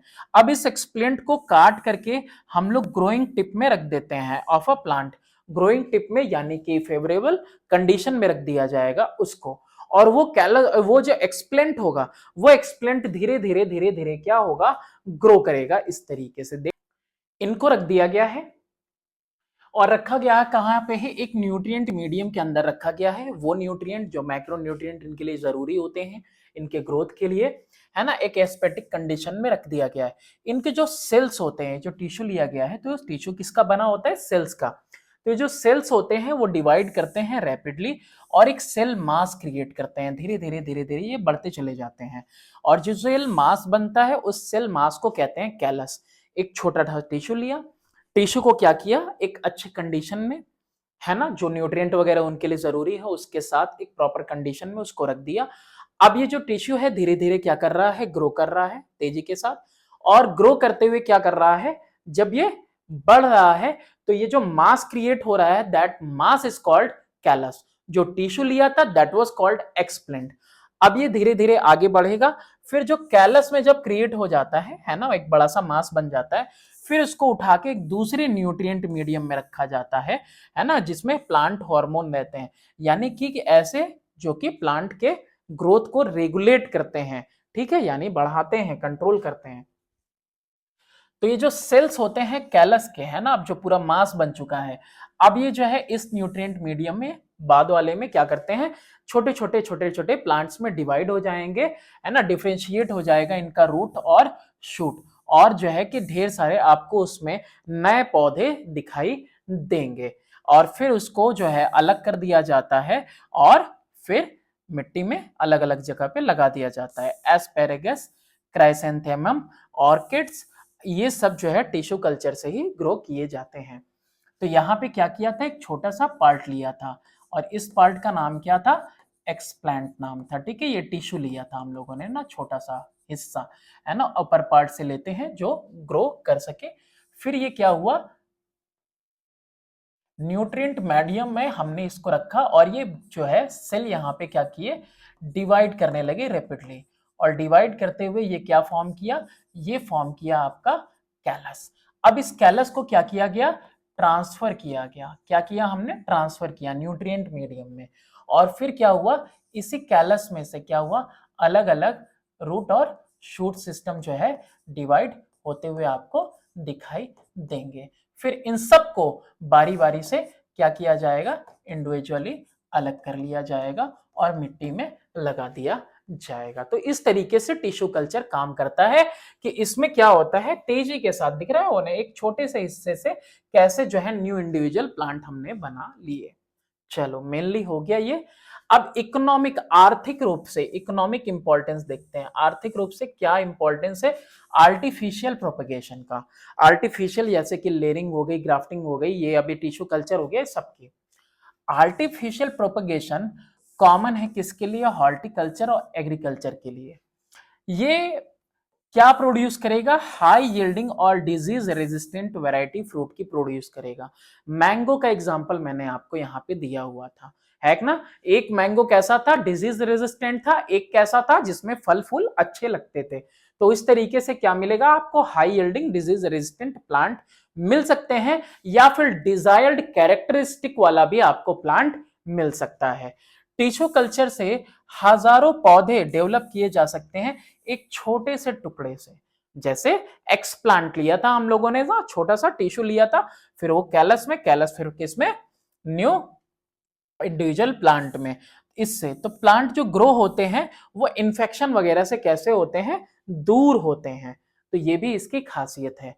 इसके अलावा और एडवांटेजेस इसके क्या दिखते हैं, रैपिड मल्टीप्लिकेशन। वेजिटेटिव प्रोपगेशन क्या करता है, रैपिड तेजी के साथ, इजियर आसानी से और सस्ता मेथड है प्लांट के प्रोपगेशन का। और ऐसे पेड़ पौधे जो है बड़ी जल्दी फ्रूट वगैरह ले लेते हैं। अब जैसे जामुन वगैरह का पेड़ है, इसको 5 साल 7 साल लगता है फल लेने में।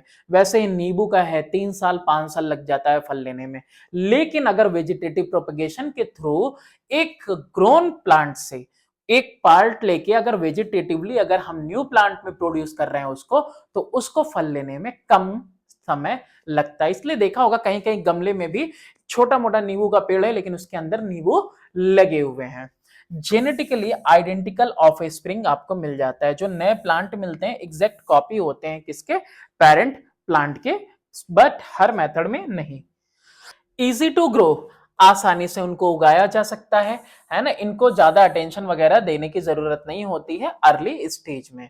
मल्टीप्लीकेशन विदाउट सीड फॉर्मेशन, देखो ऐसे तो इंडिविजुअली अगर पेड़ पौधे को फिर नए में ग्रो करना होगा तो हमको इंतजार करना पड़ेगा ना। कैसे इंतजार करना पड़ेगा कि जैसे कोई पौधा है तो भाई वो फूल ले पहले, फिर उसके अंदर फल लगे, फिर वो सीड बियर करे, तो फिर सीड को लगाओगे तो कितना तुमको इंतजार करना पड़ेगा। लेकिन वेजिटेटिव मेथड में क्या है, स्टेम कट किया, टिश्यू कट कर लिया, ग्राफ्टिंग वगैरह वाला मेथड यूज कर लिया और जो है न्यू इंडिविजुअल प्लांट के डिजायर्ड कैरेक्टर के तुमने उगा लिए। ठीक है, सीडलेस ग्रेप्स हैं, रोज है, पाइनएप्पल, डहलिया वगैरह ये सब हैं, है ना। ये सब इस तरह से लेयरिंग वगैरह का मेथड यूज करके तुमने इनको कर लिया। अच्छा, डिसएडवांटेज क्या है, डिसएडवांटेज मेनली ये है जैसे लेयरिंग वगैरह की या बाकी कुछ किया तो उसमें जो है ना जेनेटिकली आइडेंटिकल पौधा मिल रहा है। कैसा मिल रहा है, आइडेंटिकल, जैसा पेरेंट था वैसा ही मिल रहा है। तो इसीलिए इसमें ज्यादा चांस है कि वो इन्फेक्टेड हो जाए, sudden spread of disease in the farm वगैरह में कोई डिसीज वगैरह स्प्रेड हुआ तो पता चलेगा पूरा का पूरा पौधा ही एक जैसा है, तो सबके सब एक जैसे ही उनके ऊपर अटैक होगा। ओवर क्राउडिंग की वजह से, ओवर क्राउडिंग जैसे कि कोई भी पेड़ पौधे वगैरह जैसे कि वेजिटेटिव प्रोपगेशन हो रहा है तो आसपास और भी ज्यादा मल्टीपल जो है उग जा रहे हैं पौधे, तो उसकी वजह से क्या होगा, वो आपस में जो है फाइट करेंगे, किसके लिए, वाटर के लिए, न्यूट्रिएंट के लिए। तो इसकी वजह से तुमको जो है स्टंटेड ग्रोथ भी देखने को मिल सकता है, क्योंकि ऐसे में डिस्पर्सल नहीं हो रहा है ना। वरना सीड्स वगैरह क्या क्या होता है, डिस्पर्सल होता है ना, एक जगह से दूसरी जगह मूवमेंट होता है, विंड से होता है, वाटर से होता है, इंसेक्ट से होता है, तो सीड्स का अलग होता है। लेकिन यहाँ पे क्या हो रहा है कि vegetative propagation part of plant से हो रहा है, तो पास पास में ही पौधे उग जाते हैं, जिसकी वजह से जो है न्यूट्रिएंट्स वगैरह नहीं मिल पाते सही से। तो ये जो पूरा पार्ट हमने अभी तक देखा, ये सिर्फ और सिर्फ एक पेरेंट सेल इसमें, सॉरी सेल कह रहा हूं, एक पेरेंट इन्वॉल्व था, है ना, उसी के पार्ट से बाकी सारे जो है रिप्रोड्यूस हो रहे थे। ये चीजें हम लोगों ने मेनली देखी। तो that was a sexual reproduction. अब क्या देखने जा रहे हैं, सेक्सुअल रिप्रोडक्शन देखने जा रहे हैं। ये कब होता है, फॉर्मेशन होगा इसमें भाई गैमेट्स का। दो पेरेंट मिलके जो है कि एक नए इंडिविजुअल को प्रोड्यूस करेंगे। किस तरह से ये पूरा मैकेनिज्म चलता है इसको हम लोग देखते हैं। तो मैकेनिज्म को देखने से पहले हम लोगों को देखना पड़ेगा यहाँ पे ये रिप्रोडक्टिव पार्ट। रिप्रोडक्टिव पार्ट जो होता है एक पूरे प्लांट के अंदर, that reproductive part is flower. Flower ही क्या है, एक रिप्रोडक्टिव पार्ट है। ठीक है, अब यहाँ पे जो है वर्ल का मतलब कह रहा है कि जैसे कि ये एक, ये फिर दो, फिर ये तीन, है ना, इस तरीके से वर्ल की बात कर रहा है, क्रॉस सेक्शन की बात कर रहा है। ठीक है, तो यहाँ पे जो कैलिक्स बोल रहा है ये outer most wall of flower रहता है। Calyx outer most wall flower का है। इसके अंदर 5 या 5 से ज्यादा जो है ग्रीन सेपल्स होंगे। सेपल्स इस तरह के, ये जो ग्रीन सेपल्स आपको दिखाई दे रहे हैं, है ना, ये वाले सेपल्स ग्रीन वाले, 5 या 5 से ज्यादा दिखाई देंगे। ये क्या करते हैं, जब कली है ना।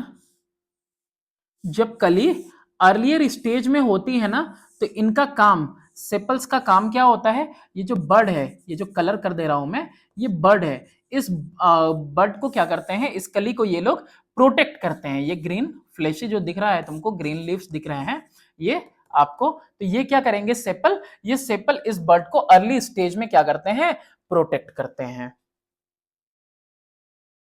चलो कोरोला ये दूसरा वाला क्रॉस सेक्शन होता है फ्लावर का, और ये फॉर्म होता है 5 या 5 से ज्यादा ब्राइटली कलर्ड पेटल्स। ये किसकी बात कर रहा है, इन पेटल्स की बात कर रहा है ना। इसमें खुशबू भी होती है, ये सुंदर भी दिखाई देते हैं इंसेक्ट वगैरह को अट्रैक्ट करने के लिए ना, अट्रैक्ट करेगा इंसेक्ट को, बर्ड को और मैमल को, ताकि पॉलिनेशन हो सके फ्लावर का। अब उनको अट्रैक्ट करके पॉलिनेशन कैसे करेगा, तो पढ़ो आगे, है ना। इसके बाद है एंड्रोएशियम। एंड्रोएशियम किसको कहा गया है, मेल रिप्रोडक्टिव पार्ट को कहा गया है। किसको कहा गया है, मेल रिप्रोडक्टिव पार्ट को कहा गया है। ये रहा तुम्हारा मेल रिप्रोडक्टिव पार्ट, ठीक है। इट कंसिस्ट ऑफ स्टेमेन, और स्टेमेन में भी दो पार्ट होते हैं, है ना। कौन कौन से हैं, एंथर और फिलामेंट है। Stamen sac like apical anther and a long slender filament, दो चीजें होती हैं। ये ऊपर देखो यहाँ पे एंथर है, और ये जो है इसका फिलामेंट है, डंडी जो दिख रही है आपको। तो ये स्टेमेन इन दो का है। पॉलन ग्रेन जो बनते हैं ना, वो कहाँ पे बनते हैं, ये पॉलन ग्रेन इसके अंदर बनते हैं, इसके अंदर पॉलन ग्रेन बनेंगे, एंथर के अंदर, ठीक है। एंथर में पॉलन ग्रेन बनते हैं, और इसी में क्या होता है, मेल गैमेट होता है। तो इतनी बात समझ में आई। ये आपका सबसे वाला पहला वाला, ये जो सेपल्स है, सेपल्स प्रोटेक्ट करेंगे अर्ली स्टेज में बर्ड को। फिर उसके बाद मेल रिप्रोडक्टिव पार्ट में स्टेमेन है, स्टेमेन में दो पार्ट है, एक तो ये जो डंडी दिखाई दे रही है आपको, दैट इज कॉल्ड फिलामेंट, और ये ऊपर इसके जो लगा हुआ है दैट इज कॉल्ड एंथर, और एंथर के अंदर ही पॉलन ग्रेन डेवलप होता है। अब फीमेल पार्ट भी होना चाहिए, मेल पार्ट है तो जो जाइनोशियम, एंड्रोएशियम दैट इज मेल पार्ट, और जाइनोशियम ये फीमेल रिप्रोडक्टिव पार्ट होता है, और इसको पिस्टिल भी बोलते हैं। अब इस पिस्टिल में क्या क्या दिख रहा है तुमको, स्टिग्मा, ये जो टॉप में दिख रहा है ये है तुम्हारा स्टिग्मा। स्टिग्मा के बाद ये स्टाइल है पूरा, और स्टाइल के बाद ये क्या है, आपके ओवरी है, और इन तीनों को मिला के क्या कहते हैं, पिस्टिल कहते हैं। यानी जाइनोशियम वाला पार्ट ये फीमेल रिप्रोडक्टिव पार्ट है। तो ये देखो कैसा फ्लावर है, इसमें मेल रिप्रोडक्टिव पार्ट भी है, फीमेल रिप्रोडक्टिव पार्ट भी है, इसीलिए इसको बोलेंगे बाइसेक्सुअल फ्लावर। क्या बोलेंगे, बाइसेक्सुअल फ्लावर। तो वो सब भी डेफिनेशन आगे देखेंगे। इसमें स्टिग्मा, स्टाइल और ओवरी है। ओवरी के अंदर ही क्या होते हैं, ओव्यूल्स होते हैं, और फीमेल गैमेट या जो एग होता है वो कहाँ होता है, वो ओव्यूल में ही फॉर्म होता है। इस ओव्यूल में दिख रहा है ना ओव्यूल, इसी के अंदर तुमको क्या मिलेगा, इसमें मिलेगा तुमको फीमेल गैमेट, या जिसको एग कहेंगे, जिसके साथ ये एंथर के पॉलन ग्रेन आके इसमें मिलेंगे साथ में और फर्टिलाइज करेंगे। कैसे होगा सारा प्रोसेस, एक के बाद एक देखेंगे। Dissecting a bisexual flower to study the different world of flower. ये गुड़हल का एक फूल ले लो, उसको जो है पढ़ लो बस, है ना। उसको देखना है, उसको प्लग करके लाना है, फिर देखना है कि उसके अंदर कितने जो है स्टेमेन है, उसके अंदर ये जो है ओवरी का हिस्सा देखना है, उसके अंदर पेटल्स कितने हैं, उसके अंदर सेपल्स कितने हैं, सब फिर पढ़ाई लिखाई तुम करो। मैकेनिज्म कैसा होता है, किस तरीके से सेक्सुअल रिप्रोडक्शन प्लेस करता है, अब वो देखते हैं। सेक्सुअल रिप्रोडक्शन में होता क्या है, फर्टिलाइजेशन होता है, किसके बाद, पॉलिनेशन के बाद। पहले होगा पॉलिनेशन, पॉलिनेशन के बाद फर्टिलाइजेशन, और उसके बाद फॉर्मेशन होगा सीड का, फिर सीड के साथ फ्रूट, और फिर फ्रूट जो सीड्स और फ्रूट बनेंगे तो फिर डिस्पर्सल होगा, यानी सीड्स बिखरेंगे, है ना फ्रूट और सीड, और फिर जो है सीड कहीं जाकर गिरेगा तो वहां पे वो जर्मिनेट कर जाएगा। ठीक है, क्या हो रहा है यहाँ पे देखो, एंथर है ये, क्या है ये, एंथर। ये एंथर से पॉलन ग्रेन निकले, कौन निकला, पॉलन ग्रेन, ठीक है। ये रहे छोटे छोटे पॉलन ग्रेन निकले, है ना। ये पॉलन ग्रेन निकले, निकल के हवा में आए, हवा से जो है कहाँ आ रहे हैं, हवा से या इंसेक्ट से या किसी और मोड से, वाटर से, जैसा प्लांट होगा वैसा। ये आके कहाँ चिपके, स्टिग्मा पे, किस पे चिपके, स्टिग्मा। ये ऊपर वाला पार्ट क्या है, स्टिग्मा। फिर यहां से ये ट्यूब लाइक ग्रो करेंगे और इसके अंदर एक पॉलन ग्रेन के अंदर दो या दो के करीब होते हैं वो गैमेट्स होते हैं, मेल गैमेट्स। और वो जो मेल गैमेट्स है ये यहाँ पे ओव्यूल में आके एक के साथ क्या करेंगे, फर्टिलाइज करेंगे। और फर्टिलाइज करने के बाद जाइगोट फॉर्म होगा, फिर एम्ब्रियो में कन्वर्ट होगा और फिर वो क्या करेगा, वो डेवलपमेंट देगा किसको, एक नए प्लांट को। अच्छा, इसमें कुछ चीजें छूट गई कि भाई ये पॉलिनेशन के बाद जो है किस तरह से फ्रूट में कन्वर्ट होगा, सीड में कन्वर्ट होगा। तो जो राइपेंड ओवरी होती है वही फ्रूट में कन्वर्ट होती है और ये जो है सीड में कन्वर्ट हो जाएगा। सब कुछ आगे 1 by 1 देखने को मिलेगा। तो पॉलिनेशन पहले देखते हैं कि पॉलिनेशन क्या होता है। ठीक है, पॉलिनेशन एक्चुअली में ट्रांसफर हो रहा है किसका, पॉलन ग्रेन का। ये पॉलन ग्रेन है, पॉलन ग्रेन का ट्रांसफर कहां से, एंथर से। कहां से जा रहे हैं ये, एंथर से। और एंथर से लेके जा रहा है कौन, यहाँ पे बीज है, एयर भी हो सकता है, बीज भी हो सकती है, कुछ भी। तो ये बीज लेके जा रही है पॉलन ग्रेन्स को, कहां पे, स्टिग्मा पे। तो हमने क्या देखा definition, transfer of pollen grain from anthers to the stigma of pistil is known as pollination. इसी को पॉलिनेशन बोलते हैं। एंथर से पॉलन ग्रेन निकला और पॉलन ग्रेन जाके स्टिग्मा पे स्टिक कर गया, दैट इज कॉल्ड पॉलिनेशन। और ये पहला कदम होता है प्रोसेस ऑफ सीड फॉर्मेशन में। ये एक स्टेप हुआ, जैसे अभी डायग्राम देखा था ना आपने, तो अभी ये एक स्टेप हुआ। इसके बाद क्या होता है, इसके बाद हम अब यहां पे पॉलिनेशन देखें तो पॉलिनेशन पे रुकते हैं और देखते हैं दोनों टाइप ऑफ पॉलिनेशन। दो तरह के पॉलिनेशन होते हैं, एक सेल्फ पॉलिनेशन होता है और एक क्रॉस पॉलिनेशन होता है। बिल्कुल समझना आसान है। देखो, अगर ये मेल रिप्रोडक्टिव पार्ट है और ये फीमेल रिप्रोडक्टिव पार्ट है, ठीक है, तो अगर अपने ही फ्लावर पे, जैसे बाइसेक्सुअल फ्लावर में एक ही फ्लावर पे यहीं से एंथर सेम फ्लावर की स्टिग्मा पे चिपक गया, तो this one is called self pollination. क्या कहलाएगा, सेल्फ पॉलिनेशन। वहीं अगर एक फूल का, एक पौधा है, ये एक सेपरेट प्लांट ए है और ये एक सेपरेट प्लांट बी है, बी के फूल का जो एंथर है वो जाके, अरे सॉरी, ए के फूल का जो एंथर है वो जाके इसमें से पॉलन ग्रेन बी वाले के स्टिग्मा पे स्टिक करें, यानी दो अलग अलग प्लांट के फ्लावर इन्वॉल्व हैं, तो इसको कहेंगे क्रॉस पॉलिनेशन। कितना आसान है। सेल्फ पॉलिनेशन, सेम प्लांट के फ्लावर या एक ही फ्लावर जिसमें कि दोनों मेल और फीमेल रिप्रोडक्टिव पार्ट हो, तो ये सेल्फ पॉलिनेशन। ठीक है, और क्रॉस पॉलिनेशन जब ये ऑकर हो रहा है एक प्लांट से दूसरे प्लांट के फूल पे। ठीक है, जब दो प्लांट इन्वॉल्व हैं या फिर दो डिफरेंट प्लांट के फ्लावर इन्वॉल्व हैं। Self pollination take place same flower और between two flower of the same plant. ठीक है, ये बता दिया हमने आपको। आगे चलते हैं। एडवांटेज क्या है सेल्फ पॉलिनेशन का, एक ही पौधा है या फिर एक ही फ्लावर है, या तो एक पूरा पेड़ होगा उसी के ऊपर एक फ्लावर यहां है, ठीक, एक फ्लावर यहां है, एक फ्लावर यहां है। ठीक है, तो अब एक ही पौधे के ऊपर कई सारे फ्लावर हैं, तो इसमें जो है जरूरी नहीं है कि फ्लावर के अंदर सेंट वगैरह हो या फ्लावर बिल्कुल चमकीले हो ताकि अट्रैक्ट करें इंसेक्ट वगैरह को। क्यों, क्योंकि ऐसे में पॉलन ग्रेन अच्छे खासे अमाउंट में होते हैं, तो वो जाहिर सी बात है कि कुछ ना कुछ ऐसे होंगे ही जो एंथर से स्टिग्मा के ऊपर फ्लोट करते हुए आके गिर जाए, स्टिक हो जाए। तो ऐसे में किसी एजेंट की जरूरत नहीं है। एजेंट को बुलाने के लिए करना क्या होगा, एजेंट को बुलाने के लिए कुछ ना कुछ ऐसा होना चाहिए, यानी कि पेटल सेंटेड होने चाहिए या ब्राइटली कलर्ड होने चाहिए या फिर नेक्टर होना चाहिए, यानी कि स्वीट जूस वगैरह जिसको लेने के लिए मधुमक्खियां वगैरह इंसेक्ट वगैरह आए, तो वो चीजें होनी चाहिए। तो यहाँ पे सेल्फ पॉलिनेशन में एडवांटेज ये है कि between the same, on the same flower या between the flowers of the same plant होता है। ठीक है, तो इसमें जरूरी नहीं है कि ऐसे हो। और यहाँ पे बहुत सारे large number of pollen grain का होना जरूरी नहीं है। अब देखो, क्या कम ही पॉलन ग्रेन है लेकिन एक ही पौधे पे कई सारे फूल लगे हैं, या फिर एक ही फ्लावर है, कैसा है, बाइसेक्सुअल, तो है आसपास क्या है, 2 4 6 क्या है आपके ये स्टेमेंस हैं। अब इनमें से जब एंथर फूटेगा तो इसमें से पॉलन ग्रेन बिखरेंगे और पॉलन ग्रेन प्रोबेबली आके स्टिग्मा के ऊपर स्टिक हो जाएंगे। तो बहुत ज्यादा पॉलन ग्रेन भी नहीं चाहिए। लेकिन क्रॉस पॉलिनेशन में दो फ्लावर एक दूसरे से काफी दूर होते हैं। अच्छा, एक और चीज पहले इसको देख लेते हैं। कोई पॉलिनेटिंग एजेंट चाहिए? नहीं चाहिए। प्योरिटी रेस की बनी रहती है, यानी नया प्लांट जो बनेगा वो आइडेंटिकल होगा अपने पेरेंट के। किसमें? सेल्फ पॉलिनेशन में।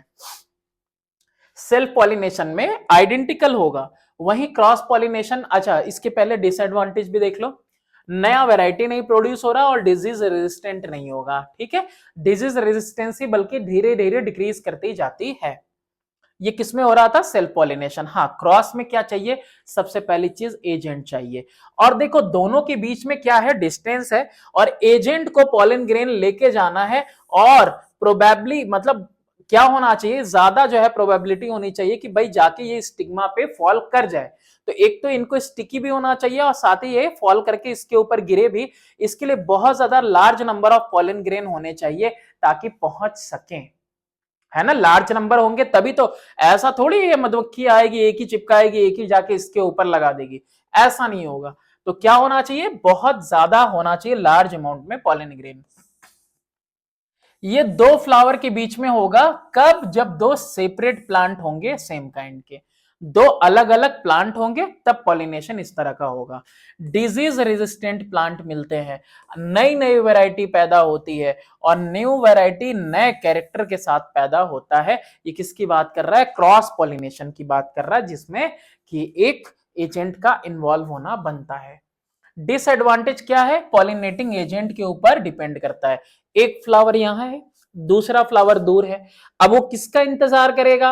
अब कोई तो इंसेक्ट वगैरह आए तभी तो यहां से पॉलन ग्रेन उधर जाएगा, या उधर से पॉलन ग्रेन इस साइड आएगा। तो ये इसके लिए क्या करना पड़ता है भाई? ये डिपेंड करता है पॉलिनेटिंग एजेंट पे। और पॉलिनेटिंग एजेंट को अपने पास बुलाने के लिए फ्लावर सेंटेड होना चाहिए, पेटल्स खूबसूरत होने चाहिए, ब्राइटली कलर्ड होने चाहिए। और एक वेस्टफुल प्रोसेस क्यों है? क्योंकि बहुत सारा पॉलन ग्रेन तो रास्ते में ही बर्बाद होने वाला है ना। पॉलन ग्रेन बहुत सारा प्रोड्यूस करना पड़ता है ताकि कुछ ना कुछ जाके दूसरे प्लांट पे मिल सके, स्टिग्मा पे स्टिक कर सके। एजेंट पॉलिनेशन के तीन देखो यहां पे, इंसेक्ट है, wind pollination, water pollination. Insect वाला तो अभी देख ही रहे थे हम लोग, इसके बाद हम लोग जो है विंड और वाटर भी देखेंगे, सब बारी बारी से ये किस तरह से पॉलिनेट करवाएंगे। इंसेक्ट कैसे पॉलिनेट करवाता है? जैसे कि मधुमक्खियां होती हैं और कुछ वेस्प वगैरह होती हैं, मॉथ है, बटरफ्लाई है, ये सब स्वीट जूस के लिए आते हैं। कहाँ आते हैं? पेटल्स पे आते हैं। स्वीट जूस वगैरह प्रोड्यूस होता है, कुछ फ्लावर्स स्वीट जूस प्रोड्यूस करते हैं तो वो इसको नेक्टर से सक करती हैं। वाइल कलेक्टिंग नेक्टर सम पॉलन ग्रेन, कुछ पॉलन ग्रेन जैसे कि ये फूल पे बैठी हुई हैं तो कुछ पॉलन ग्रेन वगैरह चिपक जाएंगे इनकी बॉडी पे, इंसेक्ट के। और जब यही इंसेक्ट विजिट करेगा वैसा ही किसी दूसरे फ्लावर के ऊपर, तो पॉलन ग्रेन इनके बॉडी से ब्रश्ड ऑफ होंगे, झड़ जाएंगे और फॉल करके गिरेंगे किसके ऊपर? स्टिग्मा के ऊपर। और स्टिग्मा के ऊपर गिरेगा, वहां तक का सीन याद रखो, उसके बाद का सीन आगे होगा। Characteristic of insect pollinated flower, क्या कैरेक्टरिस्टिक होना चाहिए? ये इंश्योर करना कि कीड़े आए, इंसेक्ट आए विजिट करने के लिए। नेक्ट्रीज होनी चाहिए जो प्रोड्यूस करे नेक्टर। स्वीट स्मेल होना चाहिए, ब्राइट कलर होना चाहिए पेटल्स का ताकि अट्रैक्ट करे इंसेक्ट को। स्टिकी स्टिग्मा होना चाहिए और स्टिकी पॉलन ग्रेन भी होना चाहिए। पॉलन ग्रेन स्टिकी होना चाहिए ताकि आकर अगर इंसेक्ट वहां बैठा तो उसके बॉडी से पॉलन ग्रेन चिपक जाए। फिर पॉलन ग्रेन वो दूसरे, जब जो इसकी बॉडी से लग गया, बीज के बॉडी से लग गया, वो दूसरे फ्लावर पे जा रहा है तो वहां पे भी पॉलन ग्रेन स्टिकी होने चाहिए स्टिग्मा के ऊपर, ताकि क्या करे? स्टिकी स्टिग्मा भी होना चाहिए, स्टिग्मा, ताकि इसके बॉडी से जो पॉलन ग्रेन अपनी तरफ अट्रैक्ट कर सके, मतलब अट्रैक्ट नहीं, क्या बोलेंगे उसको, वो चिपक सके उसके ऊपर। तो पॉलन ग्रेन भी स्टिकी होना चाहिए ताकि मूवमेंट हो सके इसकी बॉडी से लग के, और स्टिग्मा भी कैसा होना चाहिए? स्टिकी होना चाहिए ताकि इसके बॉडी से चिपक सके उसके ऊपर। ये सब इमेज हाई क्वालिटी का मैं नहीं ले पाया हूं, तो नेक्स्ट टाइम मैं कोशिश करूंगा कि हाई क्वालिटी का लें। अच्छा, इसके अलावा लार्ज और लूजली अटैच्ड एंथर और स्टिग्मा भी होना चाहिए जो हैंगिंग आउट हो, है ना, ताकि फ्लावर जो है ट्रैप कर सके पॉलन ग्रेन को। एग्जाम्पल जैसे स्वीट पी में होता है, ऑर्किड्स में, बटर कप में, सनफ्लावर, मैरीगोल्ड और सैल्विया में, इन सबों में। क्या होना चाहिए, लार्ज और लूजली अटैच्ड एंथर भी होना चाहिए। यानी कि जो एंथर होना चाहिए ये ऐसे लार्ज होना चाहिए और साथ ही लूजली अटैच होना चाहिए, लूज होना चाहिए। Why are flowers generally so colourful, colourful क्यों होते हैं, खूबसूरत क्यों होते हैं? नहीं कलरफुल, अगर खूबसूरत नहीं होंगे तो इंसेक्ट कैसे अट्रैक्ट होगा पॉलिनेशन के लिए? यही इसका जवाब है। Next activity to study insect pollination in a flower. आपको क्या क्या चाहिए? आपको चाहिए paper, pen, flower of salvia या फिर स्वीट पी का आपको लेना होगा। गार्डन के अंदर जाइए कब? फरवरी मार्च के महीने में, जब ये फल फूल रहे हो। और देखिए वैरायटी इंसेक्ट की जो इसके ऊपर मंडरा रहे होते हैं, है ना। ऐसे मौसम में जाओगे तो कीड़े वगैरह मंडरा रहे होते हैं। कलर फ्लावर की तुम देखोगे जिसके ऊपर बार बार इंसेक्ट कीड़े वगैरह आ रहे हैं, तो वो कलर वगैरह कैसा दिखाई देगा तुमको? वो कलर वगैरह बिल्कुल ब्राइट वगैरह दिखाई देगा। स्टडी करो शेप फ्लावर का, फ्लावर का शेप कैसा है। पोजीशन स्टेमेन का तो देखोगे कि वो लूजली होगा एंथर, ठीक है, स्टेमेन का। और शेप, स्टिग्मा और स्टाइल का भी देखने की कोशिश करना कि कैसा दिखता है। बीज, बटरफ्लाईज, ये सब जो है, ये सब जो मक्खियां वगैरह हैं, ये सब ज्यादा जो है उसके ऊपर फ्लावर के इर्द गिर्द मंडरा रही होती है। फ्लावर जो है फ्रीक्वेंटली विजिट कर रहा है ब्राइटली कलर्ड वाले को और स्वीट स्मेलिंग वाले को, जिसपे खुशबू अच्छी आ रही होगी या जो ज्यादा खूबसूरत दिख रहा होगा उसको ये विजिट कर रहे होंगे। और बड़े बड़े लूजली अटैच्ड एंथर होंगे जैसे हमने बताया। और स्टिग्मा भी कैसा होगा? हैंगिंग आउट ऑफ फ्लावर, है ना। स्टिग्मा कैसा होगा? ये ऐसे, है ना, ओवरी। तो ये स्टिग्मा क्यों नहीं बन रहा भाई डायग्राम? ये स्टिग्मा भी जो होगा वो भी कैसा होगा? लूजली हैंगिंग होगा। कंक्लूजन क्या निकलता है कि जितने भी चमकदार, है ना, ब्राइट कलर्ड और अच्छी खुशबू वाले फ्लावर वगैरह हैं वो इंसेक्ट कर रहे हैं ज्यादा इंसेक्ट को। गार्डन के अंदर तो और सारे फूल हैं लेकिन सबके ऊपर ज्यादा मक्खियां वगैरह नहीं जा रही, इंसेक्ट वगैरह किसके ऊपर जा रहे हैं? जो ब्राइटली कलर्ड है और जिसकी स्मेल अच्छे हैं। और ये जो हैंगिंग स्टिग्मा है आसानी से पोलन ग्रेन को क्या कर देता है? आए वो कैच कर लेता है। और लूज एंथर क्या करता है? लूज एंथर, एंथर भी इसी तरह से लूज रहेगा तो इजीली डिस्ट कर देगा, पॉलन ग्रेन उसमें से आसानी से गिर जाएंगे। पॉलिनेशन बाय विंड, तो विंड से कैसे होता है पॉलिनेशन? फ्लावर जैसे कि वीट के हैं, राइस के हैं, मेज के हैं और राई के होते हैं, ग्रास के, ये सब पॉलिनेट होते हैं किससे? हवा के वो सॉरी हवा की वजह से। और इसमें तुम देखोगे भी मोस्टली कि कैसा फेदरी स्ट्रक्चर तुमको दिखाई दे रहा है ना, जो क्या करेगा इनको फ्लोट करने में आसानी देगा, है ना, आसानी से फ्लोट करेंगे। तो विंड पॉलिनेशन के लिए क्या कैरेक्टर होना चाहिए?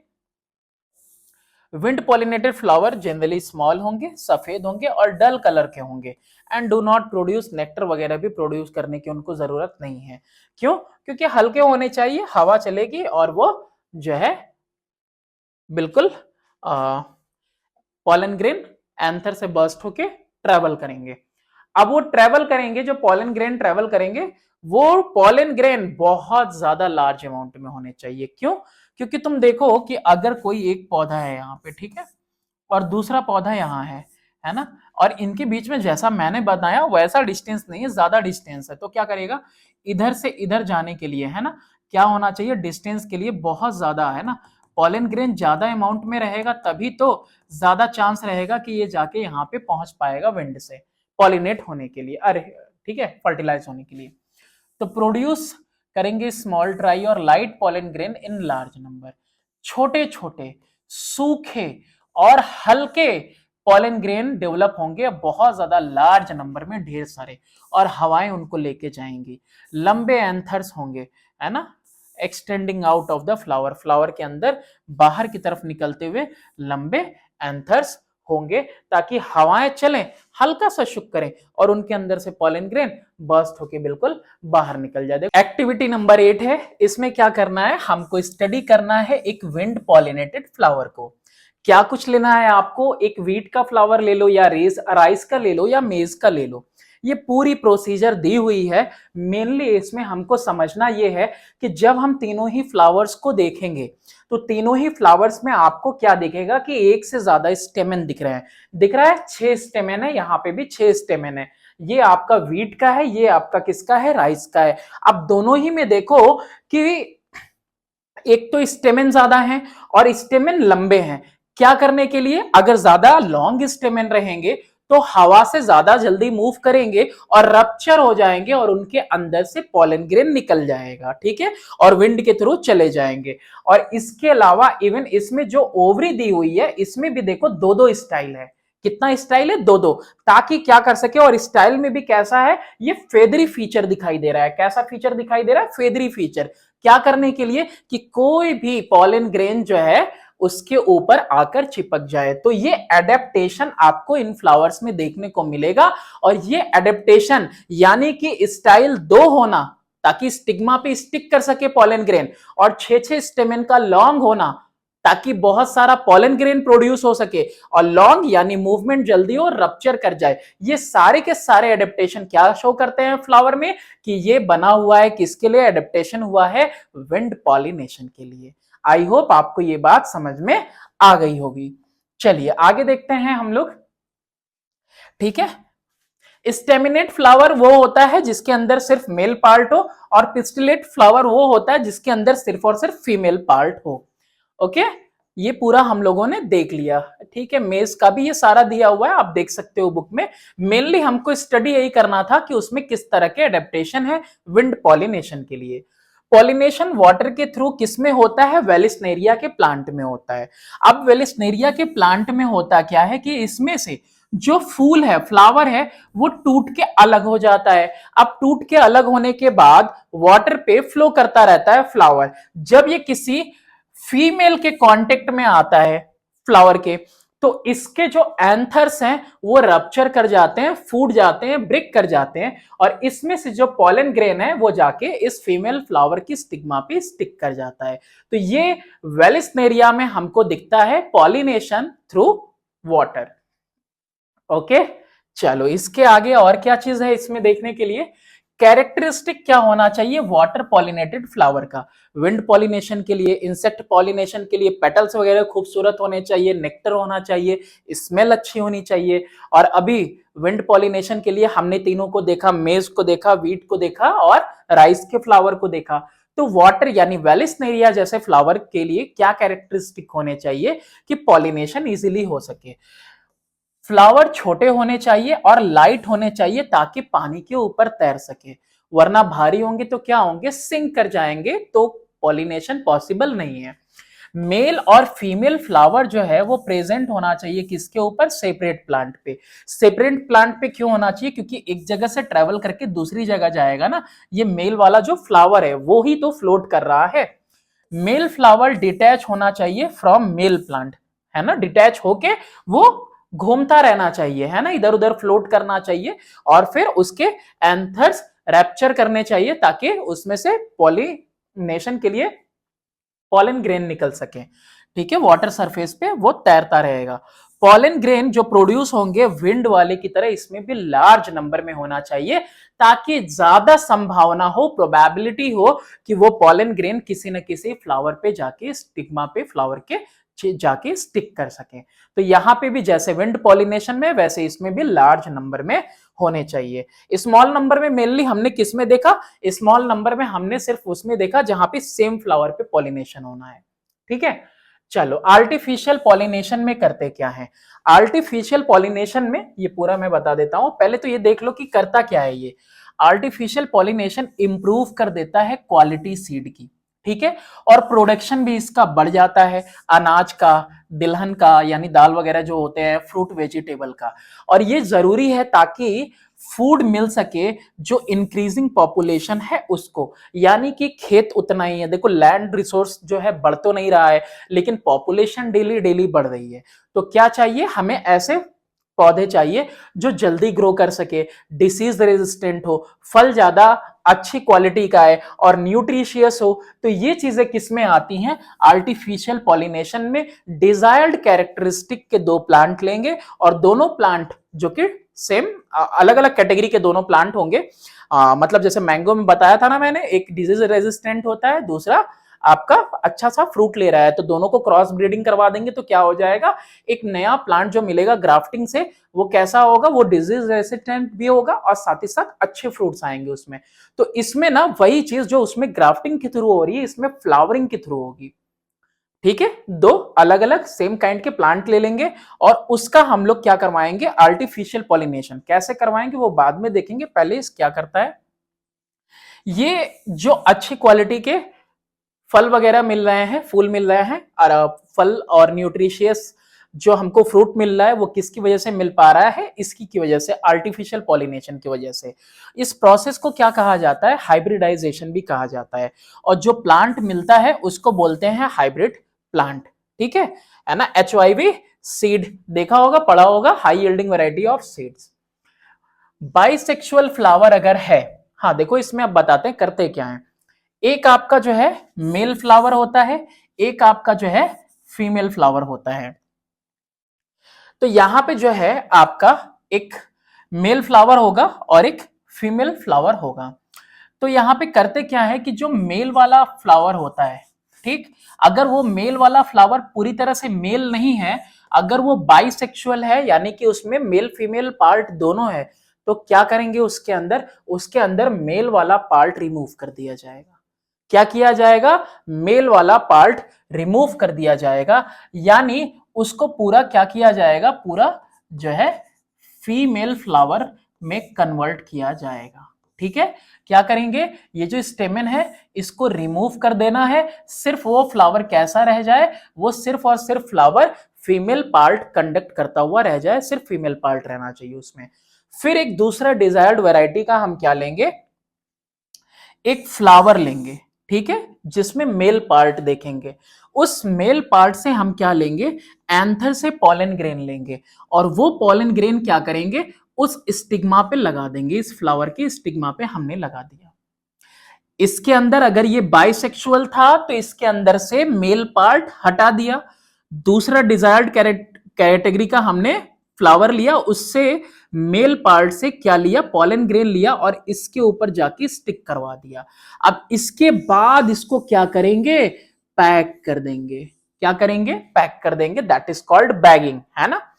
अब ये बैगिंग क्यों किया गया, पैक क्यों किया गया, क्योंकि देखो भाई इसमें से मेल पार्ट काट दिया गया, दूसरी जगह से दूसरे फ्लावर से मेल से पॉलन ग्रेन लेके इस पे चिपका दिया गया, तो किसी और सोर्स से इसके ऊपर दूसरा कोई पॉलिनेशन ना हो सके, इसके लिए हम क्या करते हैं, इसको कवर कर देते हैं। तो मतलब जो हमने पॉलन ग्रेन यहां स्टिग्मा पे स्टिक किया है, वही मेनली जाके वहां पे फर्टिलाइज होगा ओवम के साथ। तो इसी प्रोसेस को बैगिंग बोलते हैं। अब ये यहां पे जो हमको सीड मिलेगा, यहां पे ये क्या होगा, फर्टिलाइजेशन होगा, जाइगोट में कन्वर्ट होगा, एम्ब्रियो क्रिएट होगा, और फिर क्या बनेगा, जो ओव्यूल्स होते हैं वो सीड में कन्वर्ट हो जाएंगे, पूरी ओवरी किस में कन्वर्ट हो जाएगी, राइपेंड फ्रूट में कन्वर्ट हो जाएगी। तो जो सीड हमको मिलेंगे वो हाइब्रिड सीड मिलेंगे, हाइब्रिड सीड से जो प्लांट मिलेगा वो हाइब्रिड प्लांट मिलेगा। इनकी खासियत क्या होती है, इस तरह से इनकी खासियत होती है, अच्छा देखो यहाँ पे लिखा भी हुआ है कि जो सीड मिलेगा वो हाइब्रिड सीड, और जो प्लांट मिलेगा उसको हाइब्रिड प्लांट बोलेंगे। आर्टिफिशियल पॉलिनेशन क्या करेगा, हाई यील्डिंग और डिजीज रेजिस्टेंट वैरायटी देगा प्लांट की, है ना, प्लांट की अलग अलग वैरायटी देगा, और प्लांट जो ग्रो करेंगे और मैच्योर होंगे वो अर्ली स्टेज में हो जाएंगे, ज्यादा पहले।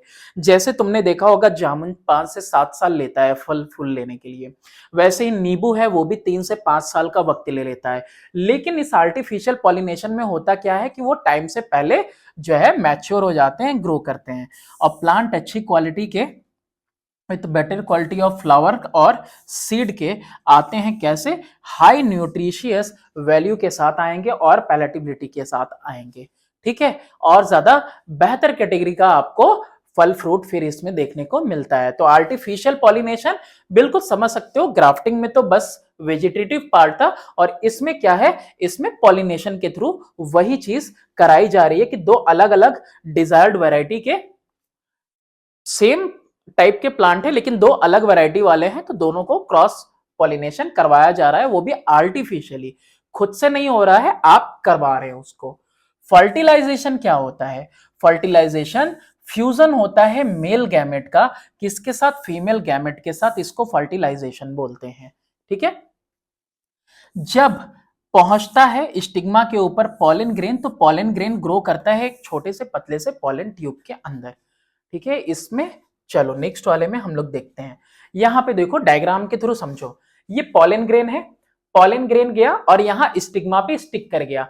अब ये पॉलन ग्रेन देखो, पॉलन ट्यूब यहां पे ग्रो कर रहा है और वो जाएगा कहां पे, ओव्यूल्स में। या दो मेल गैमेट होते हैं इसके अंदर, वो मेल गैमेट ओवम के साथ फ्यूज होंगे और फर्टिलाइजेशन होगा, और फर्टिलाइजेशन के बाद एक नया सेल प्रोड्यूस होगा, दैट इज कॉल्ड जाइगोट। ठीक है, अब ये जो ओव्यूल होता है, वो जो ओव्यूल है ये किस में कन्वर्ट हो जाएगा, ओव्यूल सीड में कन्वर्ट हो जाएगा। और ये जो पूरी ओवरी है देखो, सीड में कन्वर्ट हो रहा है ये ओव्यूल। अब ये जो पूरी ओवरी है ना, ये किस में कन्वर्ट हो जाएगी, फ्रूट में कन्वर्ट हो जाएगी। तो ये पूरा प्रोसेस था आपका सीड का और फ्रूट के फॉर्मेशन का। ठीक है, चेंजेस यानी बदलाव क्या आते हैं फ्लावर के अंदर आफ्टर फर्टिलाइजेशन, फर्टिलाइजेशन के बाद। तो फर्टिलाइज जो ओवम होता है यानी जाइगोट, वो ग्रो करता है किस में, एम्ब्रियो में। ओव्यूल हमने बताया वो बदल जाएगा सीड में, और पूरी ओवरी चेंज हो जाती है फ्रूट के अंदर। दूसरे हिस्से जो सेपल्स होते हैं, पेटल्स होते हैं, वो डिटैच हो जाते हैं, वो टूट के बिखर जाते हैं। लेकिन कुछ में जैसे टोमेटो में, चिली में और लेडी फिंगर में वो जो सेपल्स हैं वो कांटेक्ट में रह जाते हैं। फर्दर फ्रूट क्या होता है, फ्रूट अभी पीछे देखा, राइपेंड ओवरी होता है ना, पकी हुई ओवरी, वही आपका जो है फ्रूट होता है। और ये सीड बियरिंग स्ट्रक्चर होता है ऑफ अ फ्लावरिंग प्लांट, है ना। ये राइपेंड ओवरी है, इसके अंदर सीड्स हैं। ठीक है, अब ये देखो, ये फ्रूट के पास एक फ्रूट वॉल भी होता है जिसको पेरिकार्प बोलते हैं। तो कहीं कहीं पे ये डिफ्यूज होता है, कहीं ये अलग होता है। फ्रूट्स इसी की वजह से फ्लेशी हो सकता है, ज्यूसी हो सकता है, ड्राई हो सकता है, पथरीला मतलब बिल्कुल कठोर, और हार्ड हो सकता है। मैंगो, एप्पल, ऑरेंज, ये सब फ्लेशी और जूसी फ्रूट हैं। जबकि आप देखोगे चना है, ग्राम है, गेहूं है, राइस, मेज, ये सब थोड़ा ड्राई फ्रूट होते हैं, क्योंकि जो इनका सीड कोट है और जो पेरिकार्प होता है, ये दोनों एक दूसरे के साथ फ्यूज हो गए रहते हैं। तो इसको आप एक फर्दर किसी और चैप्टर में सीड्स में पढ़ोगे ज्यादा अच्छे तरीके से। तो ये है, यहाँ पे आपका चैप्टर फिनिश हो जाता है। नेक्स्ट वीडियो में हम लोग डिस्कस करेंगे इस चैप्टर के सारे question answer. Thanks for watching, do subscribe and share my channel.